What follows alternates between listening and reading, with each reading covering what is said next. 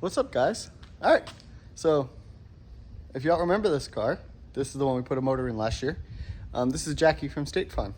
She's going to be the new daily. Granny's listed for sale.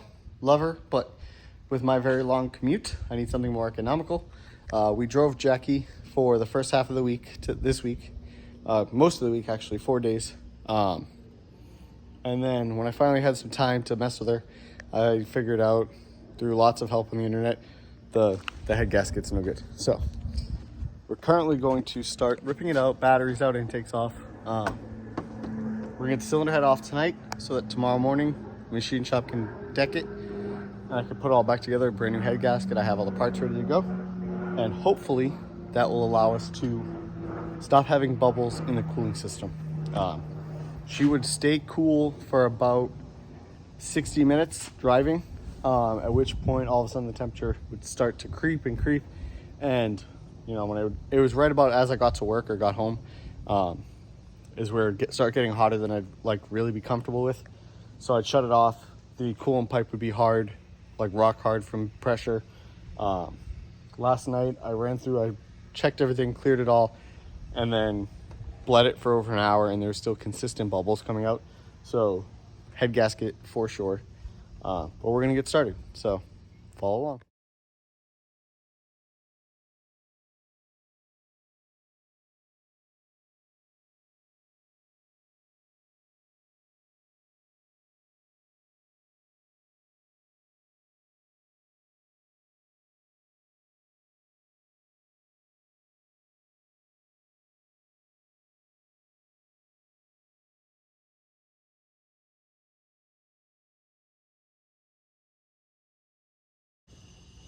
All right, well, as you just saw, the cylinder head is off.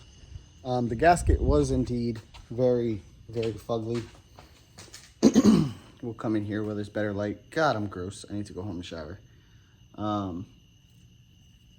This was the top side, and around the coolant ports is all discolored from coolant getting through into the combustion chamber. So, yeah.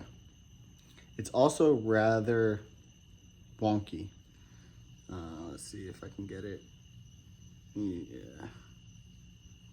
Yeah, see how I gotta keep rotating it to keep it. You can see that section right there is real good. It's all twisted up. So, thankfully, like I said earlier, we have everything.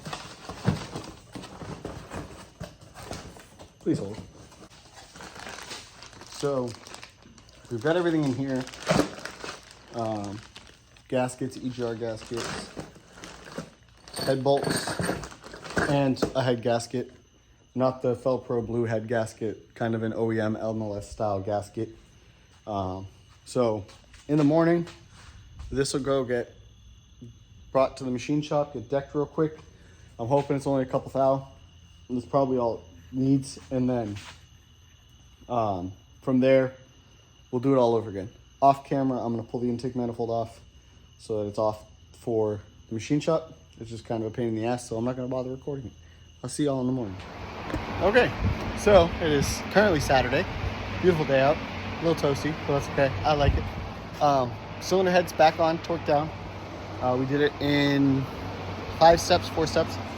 Hand snugged everything, went around it like 12 foot-pounds, went around 25 foot-pounds, went around 25 foot-pounds again, went to 50 foot-pounds, let it sit, went around 50 foot-pounds again. It's on there, it's done. So while we're working on this, Tyler's also working on an axle in the van.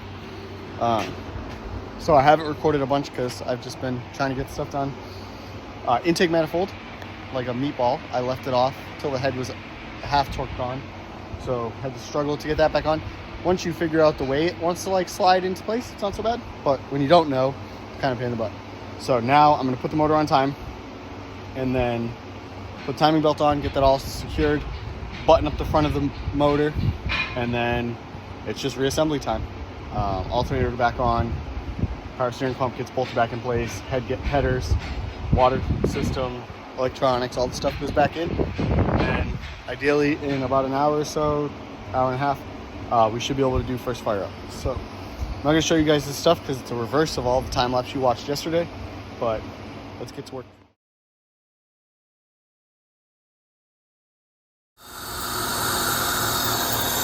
Lots of burn up.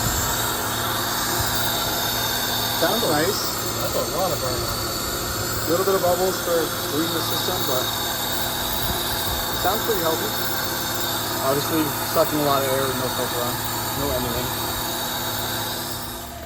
Okay, so we're here. I showed you earlier. It's back to running. I brake cleaned everything on this motor, so you can see. That way I can verify no leaks, and the motor is solid. Now, if you look in here. So we'll start over here. Like I said, everything's clean. There's no leaks, there's no drips, everything looks good. We're good. Yet we're still getting a bunch of bubbles. Now, look down in there. Ooh, down in there. You see how it's nice and moist all along that rail? Yeah, I'm 95% sure that the radiator is weeping. I'm gonna pull this cover off in a second and verify that, but pretty sure the radiator is no good, which is where those bubbles are coming from, because all our other stuff is good. If we look here, focus, we're at 199. Fans haven't even kicked on yet. And it took it quite a bit of time. This is on a mixture of water and antifreeze. But you can see where the rest of that radiator, hold on, dried off. But then down there, that rim is still weeping. So I'm pretty sure that's our culprit for the additional bubbles, is it's leaking through the radiator.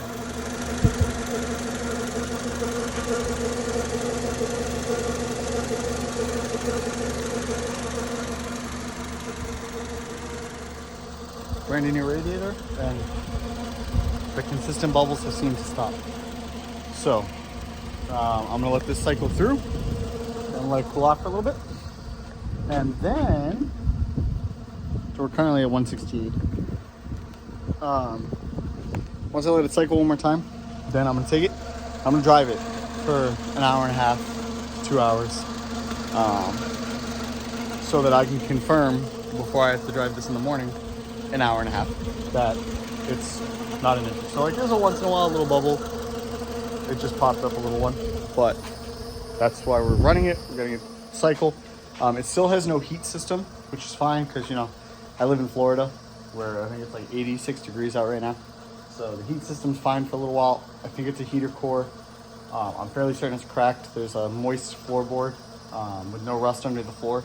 So I'm gonna verify that later. It's not for right now. Right now the goal is to just get it reliable so I can drive that every day instead of that, because she cost me $200 a week in fuel. That cost me $70 on so it's every 8 days. She's $200 every 8 days. She was $35 for 4.5 days, plus a bunch of idle time doing diag. So if I can do the same, if I can do $35 for 5 days or whatever here instead of $100 for 4 days there, it'll save me a bunch. But she's done, I think. Maybe. We'll find out. So that's going to do it for this video. But for now, comment, like, share, subscribe. Get up, get after it.